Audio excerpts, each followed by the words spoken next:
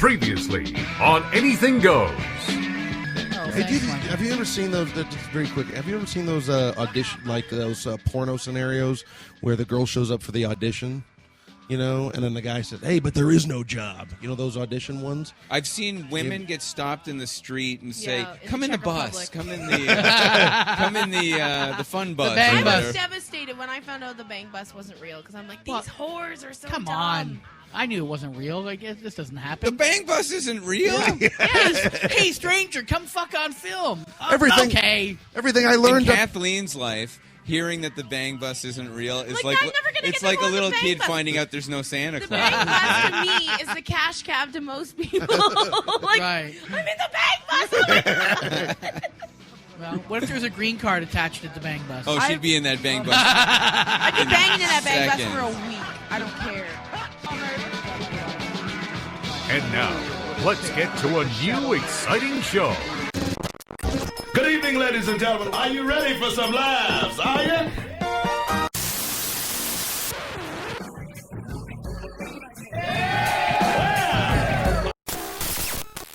What do the people who are always picked last for sports teams do? They host a radio show. This is Anything Goes with Darren Frost, How the fuck am I funny? Dave Martin, What have we got here? A fucking comedian. and Kathleen McGee. And I'll execute every motherfucking last one of you! Can you dig it? All right, well, we're on. So, have you guys been following anything of the whole Chris D'Elia thing? I've been following as much as I saw the whole I read about it and stuff, and I was not surprised either. So, the time you spent in LA, Kathleen, did you ever run into him or know him? Oh, I sure did. I didn't really know him, but I Right. did a show with him on at the Laugh Factory, Okay. and it was one of my very first shows at the Laugh Factory. So I was really excited and kind of I was a nerd about it, and he had this girl with him, and we were upstairs in the Laugh Factory where the comics all hang out after. Yeah. And she was sitting. We were all sitting around, and she said, "You were my favorite comic on the show," and he got visibly angry that she Right. said, and I'm just some dorky Canadian. You're threatened by the fact that the girl that you're with thinks that I'm funny. And she didn't even say you're funnier than Chris. She just said, "I love you the most." But she's a girl. She probably related to me the most. So he was just anytime I ever met him, he was like a stuck-up dick. Right. Yeah. I'm not surprised. I always heard that, but didn't he always have a reputation for being kind of sleazy and dating really young girls and. Well, the girl he was with was super young, and I wouldn't say she's underage, but she's really young. His dad, he's a case of nepotism, right? He's in the industry because his dad was some famous producer, and that was everyone talked about that down there. And then he got on Whitney, and Whitney liked him, so he got all that. But Right. he's never been this comic that everyone's like, "Oh, he's the greatest comic ever." It's kind of well, he's here and he's a dick, so we just let him stay. It's weird. I don't know. So I've never been a huge fan of what he does. I don't know him. I might have met him once or twice in passing in LA or at some big show. I don't have any memory. Whenever I saw him, I felt he was more of a kind of, that Dane Cook of the act out was more important than the material, which isn't my thing in comedy. Some people love that shit, and I'm not a huge fan of it. Someone like Mike McDonald has great material and does act out, so that's fine. But if the act out's more than the material, it's not my thing. But I don't understand this whole thing about young girls. Obviously in LA it's a big deal, and now Jeffrey Ross is being accused of it. And there's a whole thing on him, and I don't understand this fascination with 16 and 18-year-old girls. I don't either. I was talking to this with LeComber because I'm on the road with him right now, and Right. it's okay, if you want to fuck an 18-year-old, go ahead. That's a legal adult. That person. Sure. It's still kind of gross if you're in your 30s, but I think so, yeah. But 15, 16, you're a pedophile. Sorry, you're a pedophile. And if you're looking at girls that are 15 and 16, you have a pedophilia brain. It's just not. It's not normal. And then the Jeffrey Ross one is kind of gross because her father was okay with it. Yeah, I know. It's. I didn't do enough research on that. I just saw some of it to get ready for this, and I'm like, I got to look more into it before I, make a comment of either way. But there was a lot of gross things that were said in that article for sure. Well, and all these all these young women are coming forward, like these, like Megan Fox now coming forward saying that Michael Bay sexualized her when she was 15. And have you seen that appearance on Jimmy Kimmel? And Jimmy Kimmel just kind of laughs about it and makes a joke, but it's really kind of gross what what Michael Bay did to her. And so now all these women are like my whole thing, I think that this is the second wave of the Me Too movement. I think we got all the rapists and like the sexual assaulters, but I think now they're going to go and find the men that were like used their power for bad. Like now it's like the Louis C.K.'s that are going to get called out now. Right. I think a lot of sort of older guys like to date younger women, so it makes them feel younger. But then also it's sort of like, and also I think a lot of guys, if they were never all that successful with women when they were sort of in their early 20s or in their teens, that once they reach a certain amount of fame and build up a certain amount of confidence, then they sort of want to dive back into that pool of where you as someone in your late 20s or early 30s are going after the women that you couldn't get when you were age appropriate with them. And probably that age bracket is a lot easier to manipulate and to get. Absolutely. Of course, that's the whole point. And so it's sort of like, and now it's sort of like, it's it's not unheard of for someone to use their fame to their advantage to get, sex with with women in the first place. But yeah. Well, first of all, you got to make a distinction. When you keep on saying women, you're talking 18 and older. Yeah, these are girls. These are girls, and there someone. This is not my point. I read this point, and I was very interesting how the media portrayed it. Sometimes they called them young women when they were 16, and then sometimes they were called girls. And to me, when they're 16, I don't know if I'm comfortable with the term young women, because it almost does seem like you're trying to hide the pedophilic idea of a 15 or 16-year-old girl. And so the media also attacked this differently depending on who is reporting on it. And I found that very interesting as well. Are they girls or are they young women? Because when you say young women, people think automatically they might be 18, 19, and legal. Yeah. I mean, there is a distinction, and but it's it's hard to say when someone becomes sexually aware too. It's just sort of like when I probably became sexually aware when I was 12 or 13, but that didn't mean I was ready to have sex with a man in his 30s.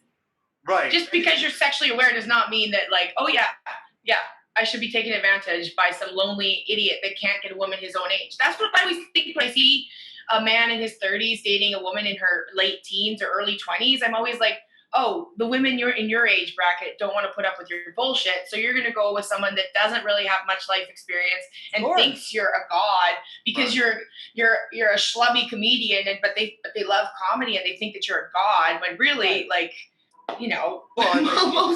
they see a guy on stage and he's getting all this praise and and he has a spotlight on him, and that I can see how that can be very attractive. But I'm always also curious to see at what age do sort of women start thinking to themselves, like, why is this guy only dating so many young women and not his age? Because I mean, there is a certain point where someone wakes up. I think Kathleen nailed it on the head. I mean, I know, and we all know this person, and he dates younger girls because he's almost stuck in a mentality of that age, even though how old he is. And it's always like the idea of why does he date young girls? Because no mid-20s or 30s girl is going to want to live or have a relationship with someone who's got a stunted mentality of an 18-year-old, even if they're in their 40s. You don't want to bring home your boyfriend and your boyfriend says to your father, hey, dude, can you pass me the peas, dude? You know what I mean? That kind of thing. When you're in your 20s and 30s, you want a certain mentality. And so older dudes, I think a lot of it is power. It's all power. They can manipulate these young girls into putting up with things a mid-20s or 30s girl would never put up with because they have experience and know it's wrong. A lot of 18-year-old people, I wouldn't. When I was 18, I probably would have done some crazy shit for pussy. I probably would have. And I'm not proud of that because I didn't have a lot of experience back then. and I could have been manipulated by some 35, 40-year-old woman. It can easily happen the other way. Yeah. When I was 17 and 18, my favorite Yahoo chat room was younger girls for older guys because I think that women mature younger than young boys, and Sure. you think, oh, I'm going to talk to an older man and he's going to understand what I'm going through, and then they do. They're like, oh, I get all the stuff you're going through and everything, and then you're like, oh, this older guy thinks I'm smart and beautiful, and guys my own age don't think that, and so then it's really easy to make a younger girl like really like you. I mean, I had a crush on this guy, and I look back and I'm like, oh my God, he was a monster and a troll, and he was like trying to lure me to California when I was 17.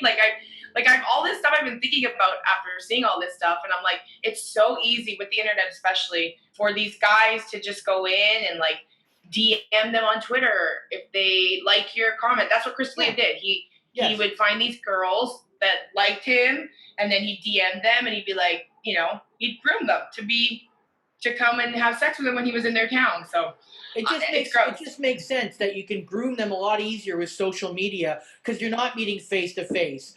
So you can spend a lot of time so that person feels safe talking to you, and then you can break those walls down. And then when you do meet face to face, you probably will do more than you would have if there wasn't already that grooming process. And we understand that because we're in our 40s, but these are 18-year-olds. And I'm not saying every 18-year-old is dumb and young and full of cum and they'll do anything, but the majority of 18-year-olds and under, I think, need the protection of what the law says. Yeah, well, I mean, but there also there's a lot of cases too where it's sort of like women will get into their 40s or even like mid 40s and still put up with shit that they should have stopped putting up with. Of course. But I mean, yeah, it's sort of like, but when a guy can also create this whole image for himself online and sort of use, he can say things to a woman to be like, oh, you're so mature for your age, you're all this, you're that. Of course. And so he can sort of create this whole image of himself to be this sort of majestic white knight, and then when they finally, you're almost falling for the person that is the image online rather than the actual person, the real person himself, And I mean, as far as women maturing before men, I mean, I always think the classic example of that is that that women would never think of a TV show like Jackass. Yeah. That's always. Except for Eliza would definitely have a female Jackass. Well, she does. She has like a female Jackass show. Yeah. Oh no, I was just gonna say someone messaged me last night with a bunch of those like the Jeff Ross post and the Chris D'Elia thing and then like they said, well, innocent until proven guilty. And I don't know if that's the case anymore. I don't think you need to necessarily, Chris D'Elia is not charged with anything, neither is Jeff Ross. No. But, I mean, I think it's going to affect someone's...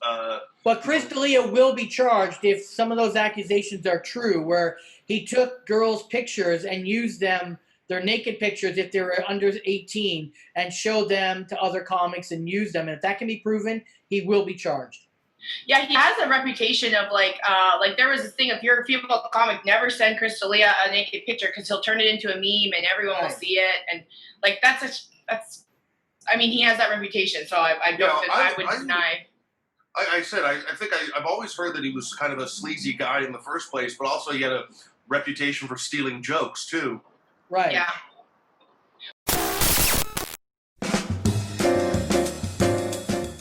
Hey, it's Mike Bullard. You're listening to Anything Goes with Darren Frost and Dave Martin on Sirius XM Radio's Laugh Attack. It's a great fucking show. If you bleep that, I'll know the title of the show's bullshit. No, there'll be no bleeping.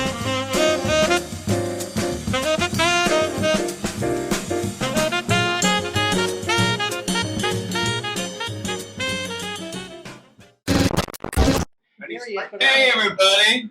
Hey. Holy shit! That's loud. Whoa. Oh, my bad. I'll tone the Newfoundland down. We were just talking about Chris D'Elia. Do you even know what's going on with that? Oh my God, I know a little bit. All I know is that he's a 38-year-old man talking to 16-year-olds. Right. And when there's 8 or 9 of them, you're probably fucked up. Right. And he's a piece of shit. If that's true, he's a piece of shit. Right. Yeah, so, but what I don't like, I'll say this straight up, we've started, is like, I get it, you're a piece of shit, whatever, but like, I can only talk to you three guys about this. Well, everybody, by the way, guys, love you guys being back together. Round 3, it's fucking awesome, man. You guys are awesome. I watch every episode. I love 3 of you guys individually and collectively. Oh, you're the one. For real, man. No, seriously, Dave. Listen, I get it, Dave. You look like a sexy vampire. There's Holly trying to get her nose in. Yep. I got my little hole in here. Yeah, I had a good drink tonight. I had a good drink. No, but here's what happened. I love this time zone stuff. This time zone stuff's fun. Like, I mean, it's 10 a.m. and I'm smoking, but. Listen, well, we're not allowed to say that here, but yeah. But here's the great thing, because we it's our first time out in 98 days. What? Right. So just a little bit of backstory. Yeah. So basically, we have a comedy club here that is every night, and I got Brian home in Here she time goes. for the podcast. I was like, you have to get home. We have to leave. She did. That's true. And I love you guys, but I was going to cancel. But like, yeah, you guys canceled on me twice. That's fair. I owe you one. Hey, Brian, But Brian, yeah, it's all good. Is there any way you can turn your volume down at all? Jeez, Dave, listen, I know you haven't talked to anyone in 4 months, but relax. It's super loud. Okay, my bad. But anyway, here's the beautiful thing. So we haven't been out in 90-something days, right? And then tonight we went down to we have a comedy club here in Bangkok. That's every night. And there's a couple of pro-cast comics who live above the club. So we went down to bring them a meal, right? Like you do. And then it turned into like, want to go get a beer? And we're like, are we allowed to get a beer? And then we went out to a bar that was open, turned into a beer and then other things, then turned into us listening to a bunch of reggae music. And it was, that's why I'm being oversharing now. It's creepy. Like I'm too excited to talk, and it creeps me out. Just a bit of a backstory for people who don't know.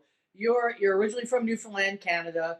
You now tour predominantly in that area of the world. Your home base is there in Bangkok, right?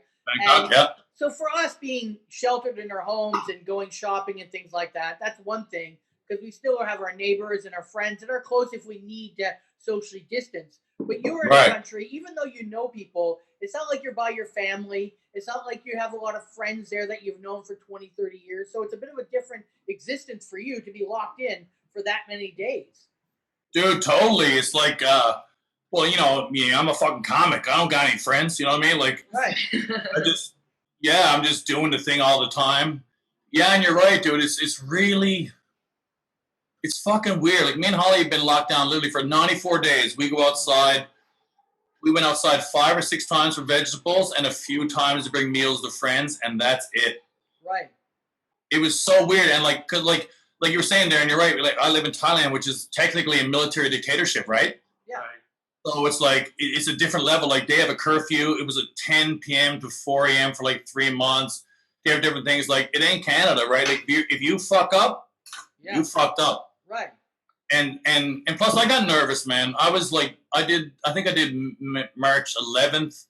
And then, think about it, too. Like, we got 30 or 40 flights coming in from China every day here. Right. And we perform on Khao San Road, which is, it has such potential. It's a cool club, but it literally could be one of the coolest comedy clubs in the world, because every night dudes just fly her to the club and we get like 50 or 60 people in from around the world. We get to play around with our shit, right? But think about it, but half the room was people from China. And then like around the beginning of March, it started getting weird. And I was like, I'm an old fucking scared fuck. I'm like, I got to go home, man. I'm going home. I'm too scared. and are you able to even go home? Is the border open? Yeah, it's open now. It literally just opened 2 days ago. They dropped a curfew. Bars are open now where you can do, like, not now, July 1st, they're opening up. You can do 50-seaters.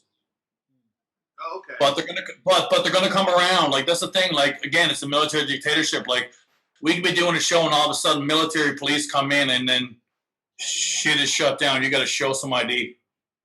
Right. Yeah, that's never happened though, by the way. But like right now, I think it's gonna happen because, yeah, it's just a weird time, right? They're trying to flex. And have you talked to anyone back in Newfoundland? Because they're a unique situation being an island.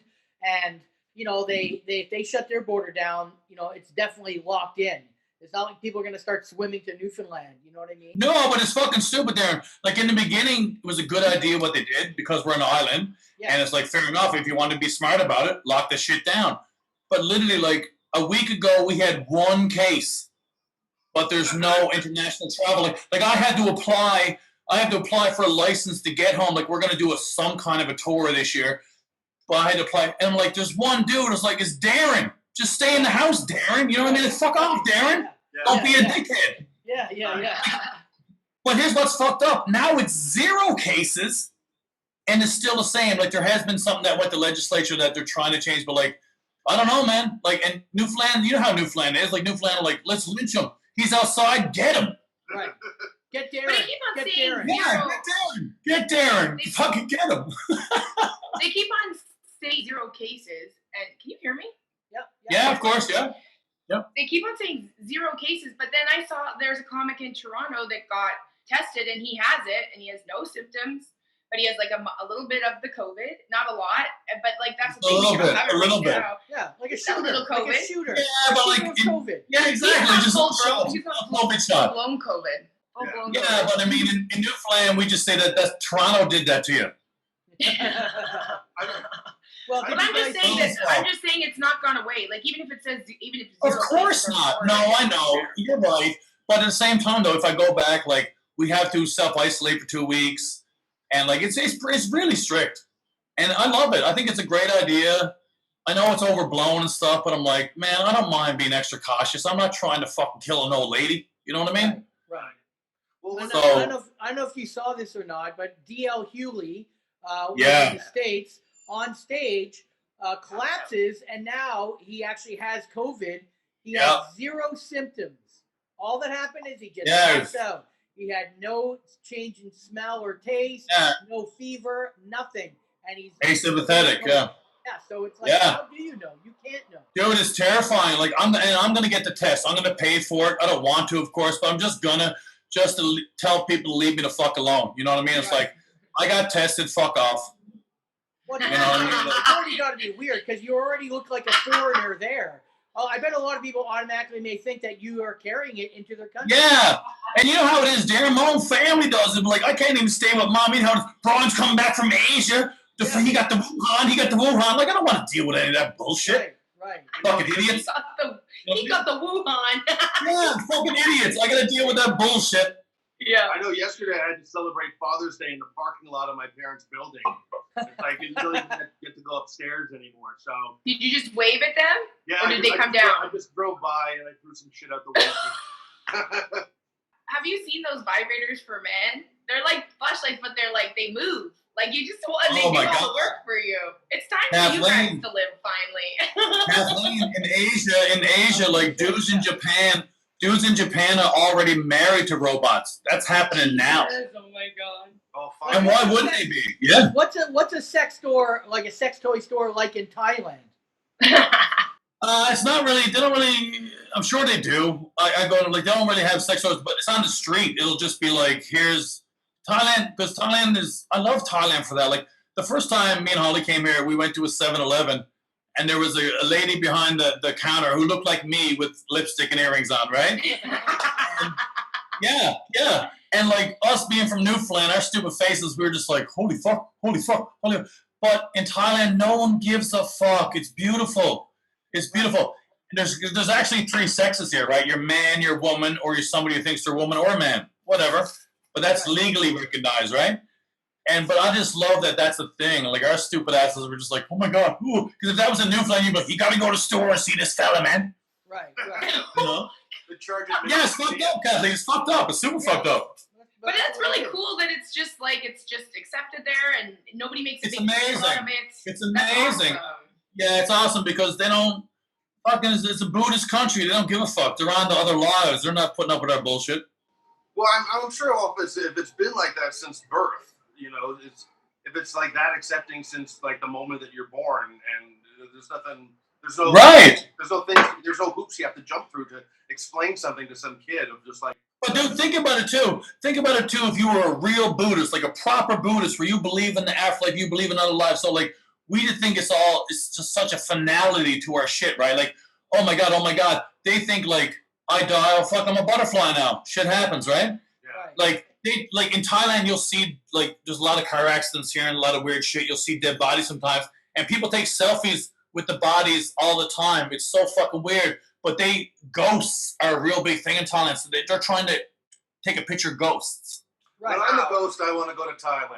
That's what it is. I think about all the traveling I'm going to do once I'm dead. It's going to be great. Think about those. It's a good place to be, man. Cheap food and fucking pussy ghosts everywhere. Yeah. Pussy ghosts. Yeah. Pussy ghosts. Pussy ghosts. Pussy. Just a part. Like just vaginas floating around. Well, you can't find it. It's like a flying clitoris. You can't find it. You got to try to... Dave Martin and the Pussy Ghost. I think that was a show. Yeah. Nice. I want to go visit a haunted whorehouse. Yeah. I hate COVID because I was supposed to be coming to Asia like soon, but now I can't. I gotta wait. It was so sad. Yeah, but it's gonna pop off. Asia's gonna be popping again by the spring. It's weird now. Like we're doing a Black Lives Matter charity show on Saturday, which is my first time on stage in 3 months, which is terrifying, as you guys know. And the first time before this was 23 days, and this time it'll be 102 days. Are there black? I know, Kathleen. You've done shows, right? You've done shows like this month, right? Yeah, I've been working. I've had 3 full weekends of shows. Fuck you. In your face. I feel like there's some comics that actually probably hate me, not like hate me, but like are mad now, and I kind of like. Of course. Of course. Jealous me a little bit. Jealous cocksucker. But I can tell you, like, doing comedy now, like, crowds are happy to be out. They're willing to laugh at a lot of stuff. Even some racial stuff, because, we thought it was going to get, but everyone is just, like, pretty accepting as long as it's smart and funny, and it was really fun. Is there a Black Lives Matter? What's the Black Lives Matter movement in Asia? How is that? Yeah. What is that like? I'm very. It's actually pretty awesome, man. Like, I got a weird. When you ask yourself questions, like I had to reevaluate my life. I'm like, okay, let's get real with it. Like, who am I? Like, I've appropriated Black culture my whole life. Like, I grew up. I love basketball. I love boxing. I love baseball. I love hip hop. Now I love blues. And I got a weird story. How, like, I'm not going to go into it, but basically, like, I read a Sports Illustrated article in 1991 before the internet. This coach who helped guys get scholarships. I was a really good basketball player in Newfoundland, best point guard in Newfoundland, 1992. What? Anyway, you gotta say best basketball player in Newfoundland. So, what was the competition? Yes, that's worth something, Dave. You racist motherfucker.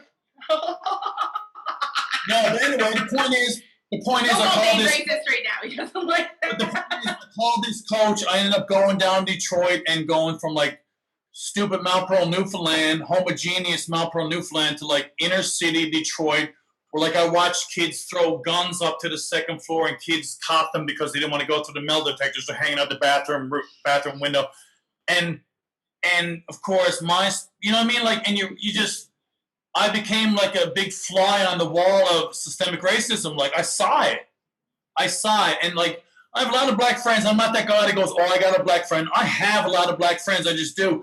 And they've been calling me out on it, like asking for an ally. And I'm uncomfortable with it, but I'm like, fuck yeah. It's not about black shit. It's not black shit. Like a dude, 8 minutes and 46 seconds. You know what I mean? Like on his neck. It's like, how do you watch that and you're like, yeah, I know, boss. Did you see there's a video of a woman that saw one of the cops that was involved in the George Floyd murder, not the one that did it, but he was there, and he's out on bail. Oh, I can find it right now. He's out on bail right now, and so she's in a grocery store and she's in his face. She's like, "You're just walking around like nothing happened, and you think that's okay?" And he's like, just like, he doesn't say anything. He says a few things, but he just kind of stands there and takes it. But it's like, she's right. She's like, why is this guy walking free? He helped kill somebody. Yes. And I don't know if you guys know this, like, story, the Korean guy was there in the video. He's his stepbrother. He's married to his sister, who was actually Miss Minnesota. Yeah. Oh, okay. Wow.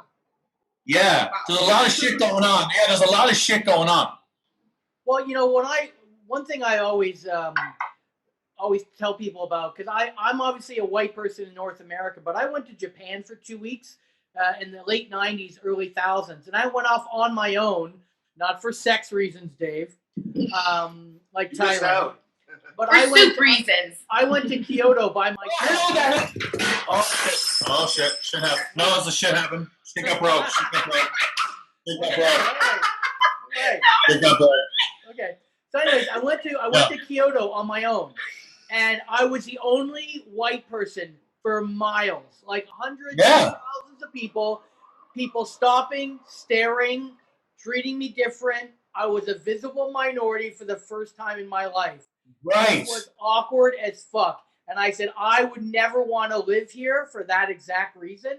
But nobody wanted to hurt you. I know that. That's my next level is. Imagine. I was more like a kind of something kind of cool and awesome. Like, oh, look at that thing. Not like, oh, that thing might hurt me and it's different. So I could understand just from that experience. I couldn't imagine what it's like for black people. I had friends of mine in Korea when I used to teach English in Korea. I had black friends of mine. I had a friend from Compton who was like such a good guy, but on the street he was straight up street and talking shit. But he was on a date with a Korean girl just in a restaurant, and he just walked out afterwards. But because he was a black guy on a date with a Korean girl, he just got jumped by random dudes. Right. Just random motherfuckers who don't even know him. And I know 3 guys that happened to. Right. I know. And that's just all I know. Like, it's insane, man. And you know what? I'm fucking.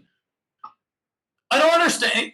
Can you guys help me with this? I hear other comics calling out other comics about just like, oh, if you're not willing to post about whatever. But I'm like, I don't understand how you can't post. And I'm not trying to be all virtual signaling, whatever. I'm being honest. Like, how the fuck can you not post about this? I don't understand that. And seriously, we all have a bit of a following. If you have any bit of a following, if you can change 3 minds, why the fuck no?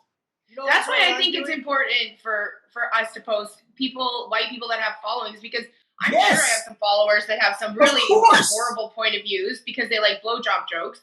But if they read something and they're like, oh, I never thought of it like that, and now I'm gonna change my mind even a little bit, then that's why we have to share it. Totally, absolutely, you have to. These, of course, you got to. Like, we got fans from Grand Prairie. You know what I mean? Yeah, exactly. Especially us. What I've been doing, especially in the last 3 weeks, is I've been sharing a lot of things, but not saying anything. Yes. I'm just listening and then just reposting very important information to get out there. Because I think you know what I do. You know what I do, Darren? You know what I do? My thing is like, I know what you're doing, and that's I did that too, and I do that too sometimes. But I'm like, maybe I shouldn't say people. My friends, my people, our people, like they're so fucking stunned. Like I'll quote the most basic couple of sentences from that piece and put it as the thing, just so they're just to tease them in. Yeah. You know what I mean? Because if you just post a random thing, people's attention spans are so fucked now. It's hard to even get people to look at anything. How the fuck do you do it unless you're blowing up a balloon and jerking off? Well, I mean, I'm trying to do my part too. I'm trying to watch a little bit more interracial porn, and just to see it from both sides. Yeah. I mean, I always think that you should put one sentence if you're going to share something or if you're going to post an article. You need to have one sentence that says whether you're for or against this, or at least give. No, you don't know. You don't have to be for or against it. Just something provocative to get them to read the fucking thing. I know, but at least have some comment that says you've read this and what you've gotten out of it. It's just weird when people just post something and then it's just sort of like, well, you kind of just want to get someone who's posting its perspective on it as well as rather than just sort of. Yeah. That's true. But the way I look at it now, Dave, is like people.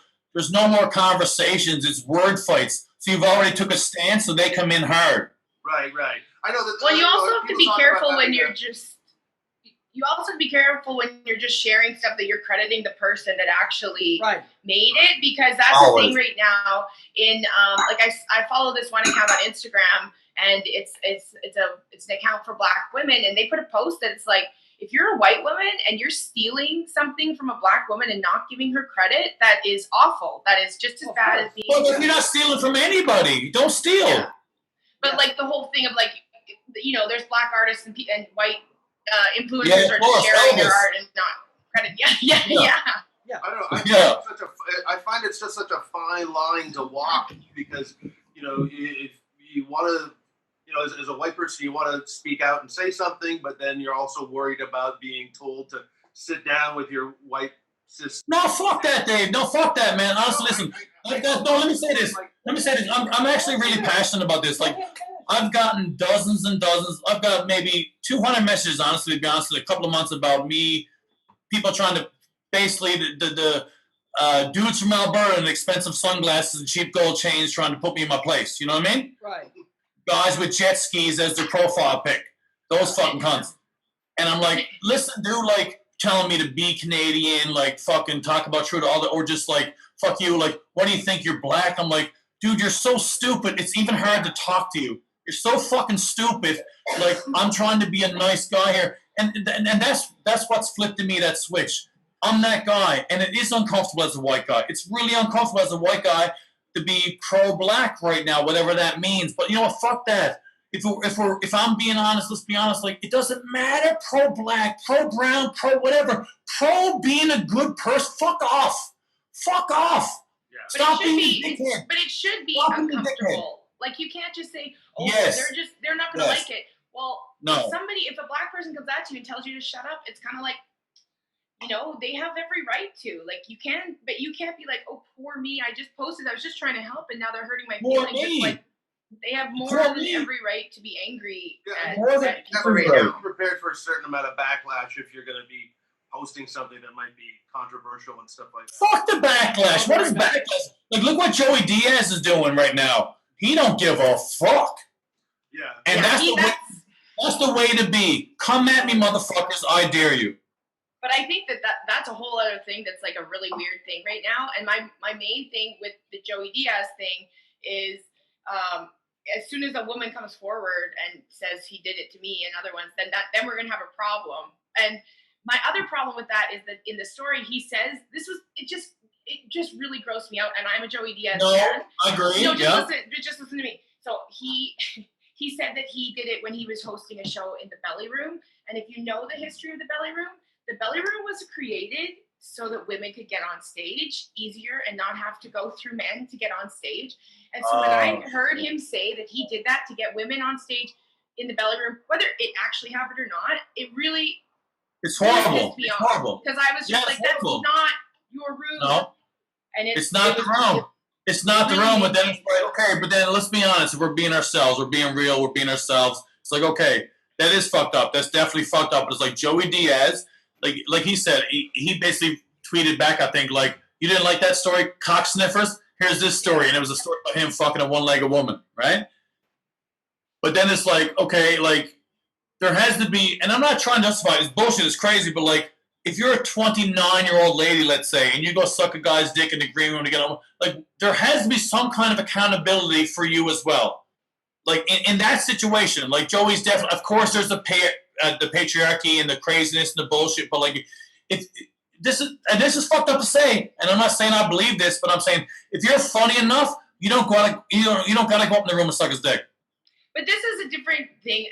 It's different because it's LA and there's a lot of desperate, untalented people there. Right. And there's a lot of mentally ill, untalented people there, especially at the Comedy Store. The Comedy Store, when I was there at least, embraced like craziness. Like there's that Yeah, totally. And so I was witness to some stuff that I was like, no, Kathleen, listen, by the way, can I say for the record, I don't believe that. I'm just saying that's the other. I know, but I'm just giving you this perspective. No, you're right. I agree with you. I agree with you 100%. I was there once. I was there in the back hallway of the Comedy Store, and there was a drunk girl, and all these comics were in a circle making her lift her shirt up. And I kind of walked in on this, and I was just like, oh my, I didn't even know what to do. I didn't stop it. I should have stopped it, but like it's the Comedy Store, and you don't want to be cool there. So it's So there, a lot of those guys have done bad things to women because... No, Kathleen, listen, by the way, let me say this because I don't know how this shit's being edited. I totally agree. And I think he's a piece of shit. And I think, like, think about it.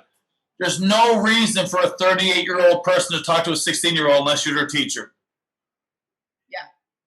Or pretty, or whatever. Or you're serving them at a gas station or whatever, you know? Even the Joey Diaz situation, it's wrong. And I don't think, but my thing is, I don't think this is going to really do anything for Joey Diaz because his fans will like that he did that, and those who don't like it are against it.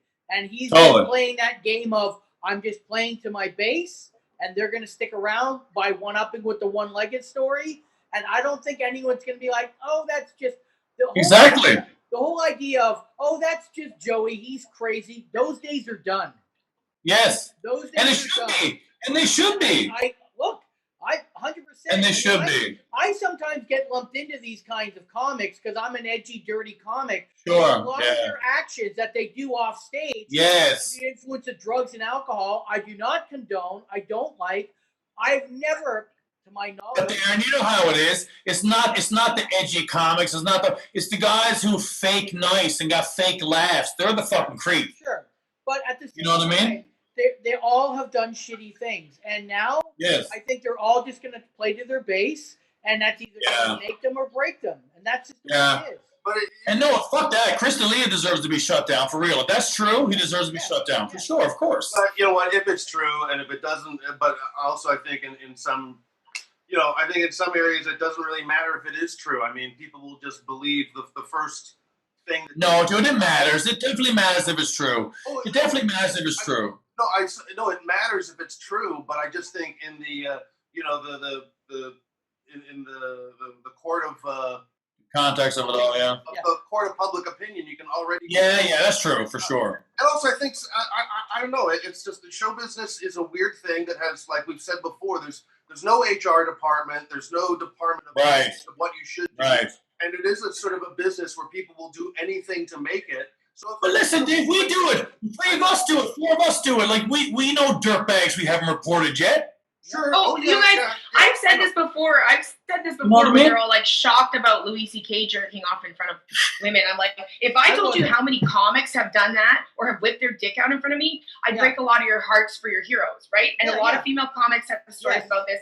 And a lot of female comics are protecting people right now. Yeah, I like when I was first in comedy, like literally 6 months in Edmonton, I would always go to the club every weekend, hang out, drive the headliners back to their hotel. And then one time, like this one comic that was the cool comic was like, oh, you should come up to my room and like have a drink and then we'll like watch a movie and like we can talk about comedy. And I mean, this is naive me. But I just wanted to be accepted. So I go up to his hotel room. I'm sitting on another bed. He's sitting on his bed. And then he's all of a sudden he goes, I wasn't even looking at him. He said, do you know that I have my dick pierced? And I was like, no. And then he's like, do you want to see it? And I looked at him and it was out. And I was like, no. And so this is like, it happens all the time. Yes, and it does. I don't think there are people who have done really bad things to me, but I also don't want to destroy their lives. It's not worth it. No, of course. But of course. Men have to start being accountable. Yes. And they have to. Me and Holly were talking about this. My wife, we're talking about this now. Like, you know how it is, like, okay, when that person or those people, we're hanging out. 4 of us are hanging out. 7 of us are hanging out. 8 of us are hanging out. And then that person comes, and then we all get on edge because that person controls shit. We gotta switch it to where like, fuck you. Why do you get to make us all uncomfortable because we're too pussy to call you out? Yeah. My question is this, though. I just want to say one thing, Dave, and then I'll let you go. Because this is. Am I wrong?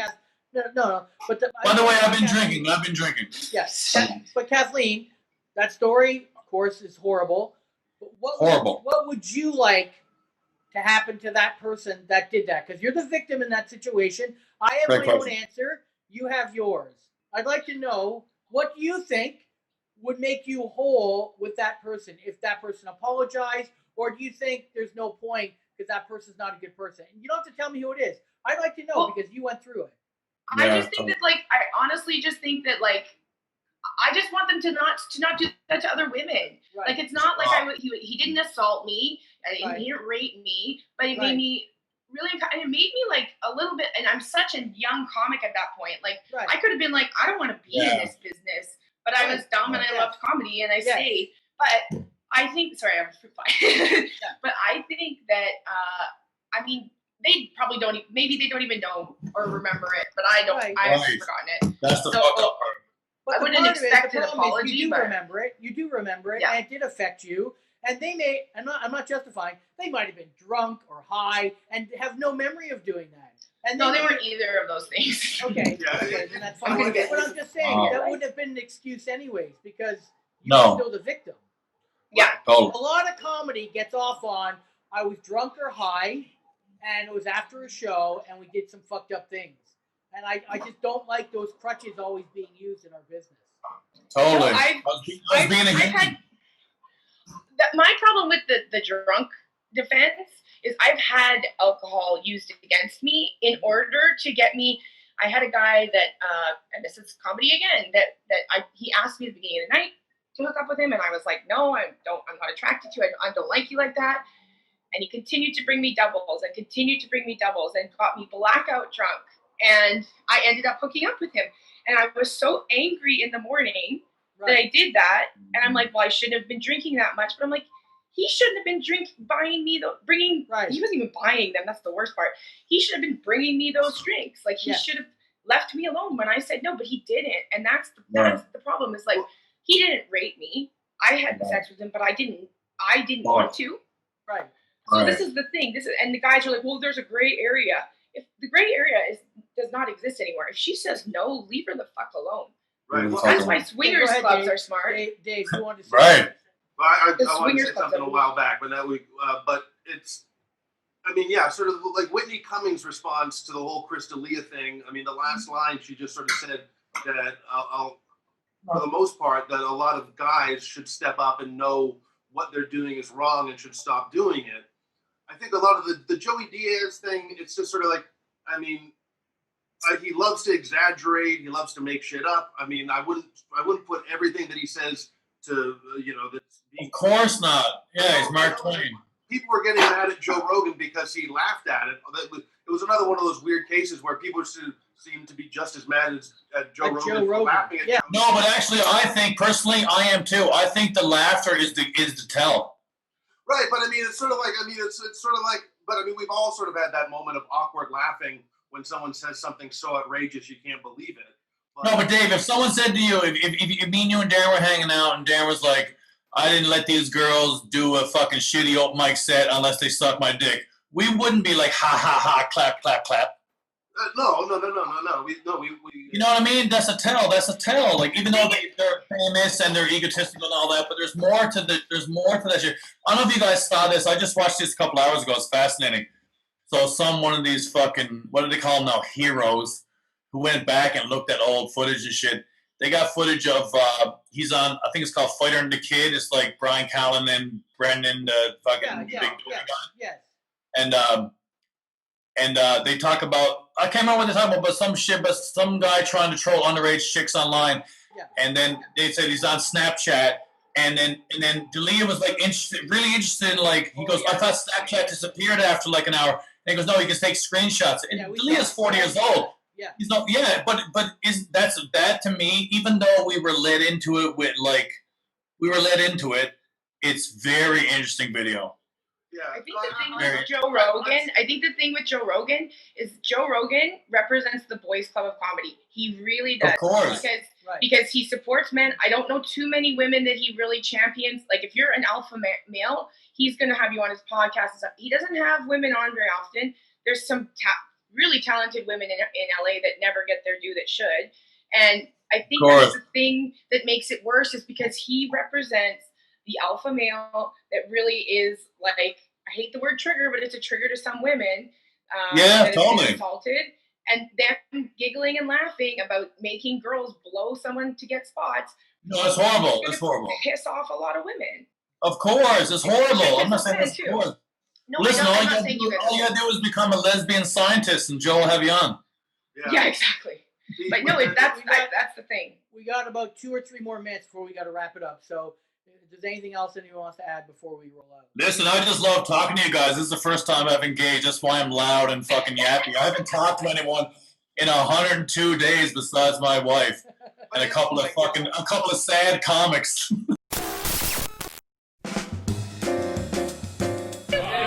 This is Sean Proudlove, and you're listening to XM Radio. XM Radio, that's right. You know what you're listening to. Was there something else? No, just... Who are you people? You're listening to Anything Goes with Darren Frost, Dave Martin, and Kathleen McGee. Kathleen McGee, who has a funnier nickname. Name, what is it? What's my nickname? It's Tits McGee, everyone! Yeah!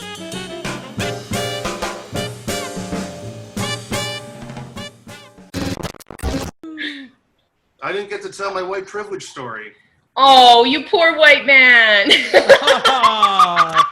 going to have to wait 400 years, Dave. I didn't get to tell my white privilege story. That's the funniest. You need to make that into a That's the shirt. end. That's the end right there. I'll decide when it's the end, but... There you go. He'll use his white privilege. All right, I'll just have to virtue signal on another show. Okay. Nice hair. Thank you. Sean's awake. Look, there's the cover. Oh, hey, Sean. How did you sleep through that? I was really loud. Hey, so Darren, I just when you were in Japan, and did you find that you were treated better? Yes. 100%. So you felt like you were treated better. It's like you were like a novelty to them. It was sort of like, oh my God, look what we have. It's sort of like oh yeah. It's like you were very much like people like would just walk up to you, like just strangers, and they're like, "I want to practice my English with you. Is that okay?" And then you're like, "Yeah, sure. I don't know anyone. I got time to kill." And they would just sit there and talk with you, and it was very much like you're this kind of oddity, but like Brian said, but in a positive way. Yeah, they didn't want to kill you. It's you're like Casper the Friendly Ghost to them, literally. Yeah, it's sort of like they let out one of the zoo animals for the day. And Yes. it's like, oh, I can get so close to it. Yeah. And anytime I looked lost, someone would look at me, and then I could easily go up to them, and they, want to practice their English and then help me, and then they would take you to where you want to go. Like it was like very friendly, but I still didn't like the always be. I've always struggled even as a comic after shows, people staring at you. So that was even tenfold of like being around. Like it's like being on a cruise ship where everyone knows you're a comic every single day. That's why I can't do cruises. Well, I'm sure there's other reasons why you can't do cruises. Sure, but that's one other than thing. your act. But no, I was always just curious about that because it was just the club that I was at in Winnipeg. It had a bar in it, and I went to the bar the first night that I was there, and it was like I was the only white person in the bar. It was all natives. Right. And there were like two Filipino guys behind the bar, sort of running the place. And there was a black guy who was the security guard, and he was wanding everyone down coming in with a metal detector. But when I walked in the bar, I was like the only person that was not wand down. I wasn't patted down. Right. For security. He didn't do the metal detector thing on me. Right. And every other native person was probably a regular at that bar, and they were always, wanded down. But it was one of those weird moments where I was sort of like, oh, okay, this is a clear example of what it's like to be. Well, Winnipeg, treated, maybe not even necessarily better, but it was just that weird automatic assumption where, oh, well, this guy's a white guy, he's probably not going to cause any shit. Right. Which is Winnipeg also has struggled for decades with the Aboriginal problem there, like the way they're treated and the alcohol problem, and they have nowhere to go. And a lot of them just kind of, roam the streets of downtown and there's nowhere for them to go. So they've always had a real struggle with that. So I'm not surprised that happened to you in Winnipeg. I'd love to have Kenny on one day to talk about that because he's known about that struggle for decades. Yeah, it was just one of those, like, I mean, if I ever had to cite an example of white privilege, that would have been it. Oh, my white privilege is very basic. I went to No Frills once, and they had something on sale. I can't remember if it was chicken wings or something. And I'm waiting around an empty bunker, and there's literally like 30 or 40 people that are Asian, okay? They're all waiting for the bunker to be filled. And I'm in the front, and they fill the bunker, and they literally pushed me out of the way so I got none of the food. And the staff member saw this. It was like a white woman, and she looked at me. She went, "Hey, come here." And she took me around to the back, and she went into the freezer. She grabbed me whatever the food was, the wings or whatever, like a stack of them, handed it to me, kind of winked and nodded at me. And I'm like, whoa, this is white privilege. This is white privilege. It's pretty good, huh? Store. This is pretty good. You got wings. I got my wings. As many as I wanted. But, yeah. So, Victory. victory. One wing at a time.